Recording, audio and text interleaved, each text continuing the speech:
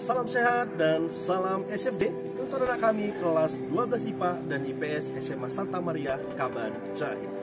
Hari ini kita akan memulai materi kita yang baru, yaitu adalah kelas 12 IPA dan IPS harus memahami apa itu teks cerita sejarah.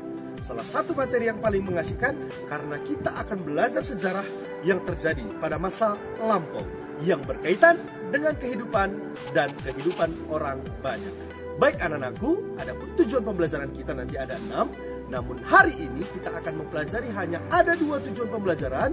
Yang pertama yaitu kita mau tahu apa itu cerita sejarah dan perbedaannya dengan cerita-cerita narasi pada umumnya. Dan tujuan pembelajaran kita yang kedua adalah kita mau tahu, Pak Wer, bagaimana atau berapa jenis-jenis dari cerita sejarah tersebut.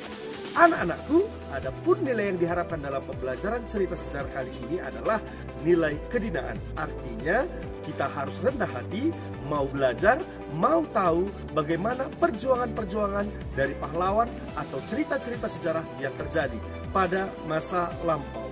Bapak berharap kita dapat belajar dengan maksimal pada hari ini agar tujuan pembelajaran kita dapat tercapai. Baik anak-anakku, tanpa basa-basi, mari kita belajar pada hari ini. Adalah sebuah novel yang berjudul Di Balik 21 Mei 1998. Apa ini, Pak? Novel sejarah. Kenapa ini novel sejarah, Pak Wer? Karena bercerita tentang peristiwa sejarah. Berarti kalau materi kita hari ini adalah teks cerita sejarah, berarti kita juga mau belajar tentang hal-hal yang terjadi pada masa lampau. Kita langsung masuk ke tujuan pembelajaran kita hari ini. Pak Wer, banyak tujuan pembelajaran ini anakku, karena ini adalah materi 1 bulan untuk ke depan kita belajar tentang bahasa Indonesia pada 1 bulan ini.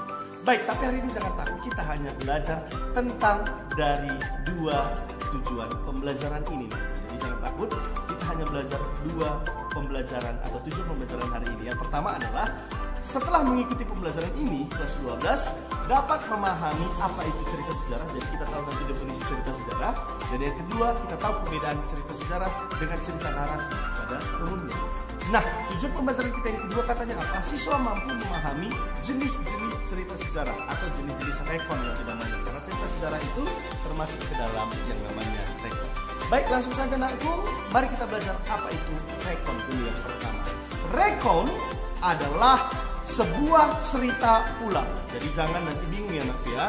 Rekon adalah sebuah cerita ulang. Bapak ulangi, rekon itu adalah cerita ulang yang menceritakan kembali kejadian masa lalu secara kronologis. Ada kata kronologis, menceritakan sesuatu hal yang terjadi pada masa lampau. Kronologis artinya secara berurutan. Artinya harus sesuai dengan waktu, tempat, dan peristiwanya. Baik, kita sudah mengerti rekon. Jadi kalau ada orang bertanya, apa itu rekon? Cerita ulang, sama seperti bahasa Inggris. Recount text, berarti cerita ulang ya, jangan lupa. Baik, kita masuk ke dalam materi kita, cerita sejarah. Cerita sejarah, nah gampang saja, adalah teks yang menjelaskan dan menceritakan tentang fakta dan kejadian pada masa lampau. Bapak ulangi. Teks cerita sejarah adalah teks yang menjelaskan dan menceritakan tentang fakta dari kejadian masa lalu. Artinya, ketika kita menceritakan teks sejarah, tidak boleh kita tambah-tambahin dan tidak boleh kita kurang-kurangi kalau bicara tentang cerita sejarah. Karena peristiwa ini adalah isinya fakta. Coba tengok di sini nakku, katanya isinya adalah fakta. Berarti tidak boleh bersifat fiksi, harus kenyataan. Di balik 21 Mei 1998, apa yang terjadi pada masa itu? Fakta yang pertama terjadi nakku adalah krisis moneter. Fakta yang kedua yang terjadi adalah demonstrasi besar-besaran. Fakta yang ketiga adalah jatuhnya Presiden Soeharto pada tahun 1988. Ini adalah fakta yang tidak dapat dibantahkan di dalam sebuah cerita sejarah pada tahun 1998. Baik, sekali lagi nakku, cerita sejarah adalah cerita yang terjadi pada masa lampau yang isinya adalah fakta dan diceritakan secara kronologis dan mempunyai nilai sejarah. Ada sejarahnya. Artinya ada sejarahnya adalah sesuatu hal yang mau diingat yang memiliki kepentingan bagi bangsa dan negara. Contohnya Pak Wer, cerita Habibie, cerita Soekarno ada nggak kaitannya dengan negara kita? Ya jelas ada. Makanya dapat dikatakan bahwa cerita Soekarno, cerita Habibie juga dapat dikatakan sebagai cerita sejarah. Pak Wer, ceritaku pribadi Pak Wer, waktu aku masih kecil, aku buang air kecil Pak Wer, aku buang air besar ketika SD, aku put dan sebagainya. Apakah itu cerita sejarah? Tidak, karena tidak memiliki nilai sejarah yang memiliki kepentingan bagi bangsa dan negara. Jelas ya? Baik, nakku. Yang selanjutnya tadi Bapak bilang adalah di tujuan pembelajaran kita adalah katanya setelah kita tahu apa itu cerita sejarah, kita tahu perbedaannya dengan cerita narasi pada umumnya. Apa bedanya dengan cerita pada umumnya Pak Wer?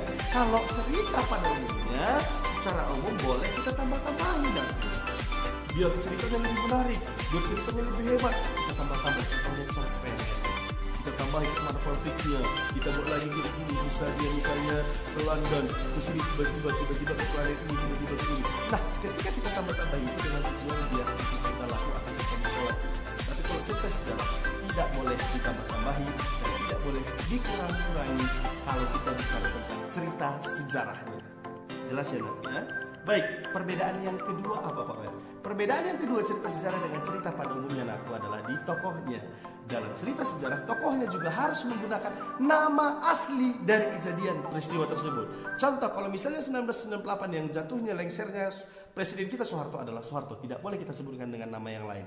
Karena itu adalah cerita sejarah. Begitu juga dengan nama tempat, lokasi, atau misalnya nama orang-orang yang berada di dalam cerita tersebut.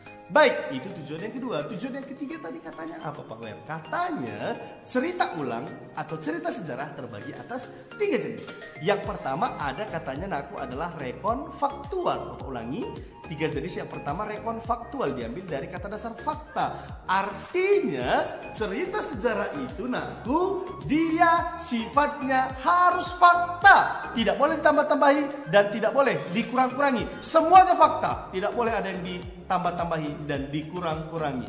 Contohnya apa Pak Wer? Rekonfaktual ini. Inilah tadi contohnya adalah di balik 21 Mei 1988. Contoh yang kedua, faktual itu misalnya apa? Terjadinya gempa tsunami Aceh. Apakah itu fakta Pak Wer? Apakah itu sejarah? Iya jelas sejarah. Karena berkaitan dengan negara kita. Dan apakah isinya harus fakta Pak Wer? Iya, ketika kita menceritakan tentang peristiwa tsunami Nakku, maka biasakanlah menceritakan tentang fakta, kapan kejadiannya, berapa korbannya, bagaimana peristiwanya, bagaimana awal, tengah, dan akhirnya.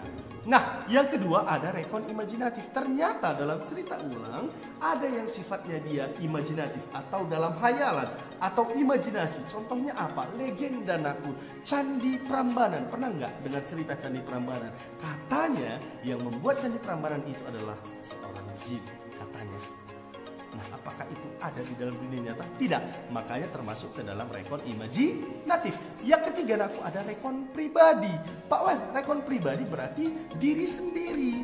Berarti ada sebuah cerita ulang yang menceritakan tentang kisah hidupnya sendiri atau kisah hidup orang lain.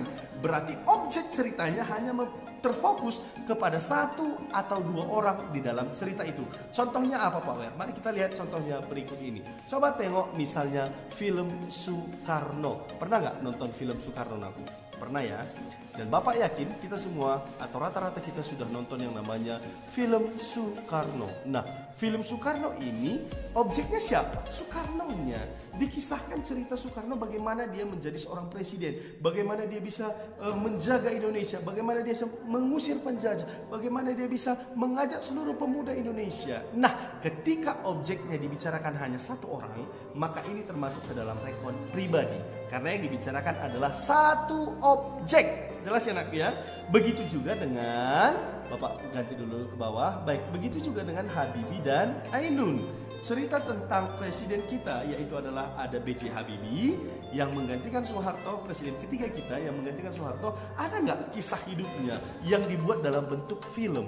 Termasuk ke dalam, ada nggak kaitannya dengan negara? Jelas ada. Disinilah kisah hidup dari Habibie dengan Ainun diceritakan. Maka ini termasuk ke dalam cerita sejarah dalam bentuk pribadi. Yang ketiga, coba tengok Nakku G30 SPKI. Apakah ini berbicara tentang 1 orang? Tidak Nakku, ini berbicara tentang peristiwanya. Apa yang terjadi pada tanggal 30 September itu? peristiwa apa yang terjadi, apa yang terjadi, siapa-siapa saja, lebih dari satu. Karena fokusnya bukan orangnya tapi adalah peristiwanya. Makanya ini termasuk ke dalam rekon faktual yang isinya adalah fakta kejadian-kejadian yang terjadi pada masa lampau. Coba tengok yang di bawahnya. Nah, ini Candi Prambanan yang sifatnya masih imajinatif karena termasuk ke dalam legenda yang dipercayai atau diyakini yang membuat Candi Prambanan itu adalah bukan manusia tapi adalah makhluk lain, dan itu tidak kita temukan dalam dunia nyata. Makanya termasuk ke dalam rekon imajinatif. Yang terakhir aku ada Pearl Harbor. Ini juga termasuk ke dalam bisa dua jenis. Nah, ini yang unik dari Pearl Harbor. Yang pertama, dia masuk ke dalam rekon faktual. Kenapa? Karena dia bisa menceritakan tentang kejadian di pelabuhan Pearl Harbor ini antara Amerika Serikat dengan Jepang yang saling menyerang memberikan bom ke daerah masing-masing. Nah, itu faktualnya. Kapan terjadinya pengeboman itu, siapa saja, banyak korban nggak, apa saja yang rusak dan sebagainya. Yang kedua, termasuk juga ke dalam rekon pribadi. Kenapa, Pak Wer? Karena di dalam cerita Pearl Harbor terfokus juga menceritakan tentang 3 cinta segitiga dari beberapa orang yang ada di dalam film tersebut. Artinya apa? Kesimpulannya apa? Artinya dalam satu cerita sejarah bisa di dalamnya terdapat 2 jenis. Bisa ada termasuk dalam rekon pribadinya, bisa juga ada rekon faktualnya. Tergantung mana yang lebih dominan, itulah yang menjadi unsur paling tinggi dalam sebuah rekon atau cerita sejarahnya. Nakku, inilah 2 materi tujuan pembelajaran yang diminta hari ini. Kenali cerita sejarah, perbedaannya dengan cerita lain, dan yang ketiga, jenis-jenis cerita sejarah. Kita simpulkan. Cerita sejarah adalah cerita yang terjadi pada masa lampau dan memiliki nilai sejarah. Yang kedua, perbedaannya dengan cerita narasi pada umumnya. Kalau cerita narasi pada umumnya boleh buat nama-nama sembarangan, tapi dalam rekon atau cerita sejarah harus nama asli, baik itu peristiwa, tempat, kejadiannya juga harus tepat. Dan gaya penceritaan dari cerita sejarah harus disusun secara kronologis. Kalau cerita pada umumnya boleh lompat-lompat, alur maju, alur mundur ini. Kalau dia cerita sejarah harus dia menceritakan dengan alur mundur karena dimulai dari belakang sampai ke depan. Bisa enak ya. Baik, jenis-jenis cerita rakyat maaf. Jenis-jenis dari cerita sejarah tadi aku terbagi atas 3. Pertama, rekon faktual. Bapak ulangi, yang pertama tadi rekon faktual atau fakta, berarti cerita sejarahnya isinya semuanya fakta. Yang kedua, ada rekon imajinatif, berarti cerita sejarahnya isinya adalah hayalan atau imajinasi. Yang ketiga, dia adalah rekon pribadi, yaitu cerita nyata ya, tetap cerita nyata, asli, tapi fokusnya lebih kepada objek atau orangnya. Baik, anak-anakku, bagaimana? Gampang? Baik, tujuan akhir kita nanti kalian harus bisa buat novel seperti ini sebetulnya. Tapi nanti Bapak akan ajari bagaimana caranya. Kita mulai perlahan, jangan takut. Selagi ada kemauan, pasti ada jalan. Kuasai dulu apa itu cerita sejarah, perbedaannya dengan cerita lain, dan jenis-jenis dari rekon atau jenis-jenis dari cerita sejarah. Tugasmu, Bapak ulangi, tugasmu adalah Bapak akan kasih satu video cerita sejarah, peristiwa sejarah. Mungkin nanti ada sebuah peristiwa sejarah yang Bapak akan berikan kepada kalian. Coba kalian tentukan apakah itu rekon pribadi, apakah itu rekon faktual, apakah itu rekon imajinatif. Sertakan alasanmu dengan tepat. Ulangi, sertakan alasanmu dengan tepat. Harus memakai alasan.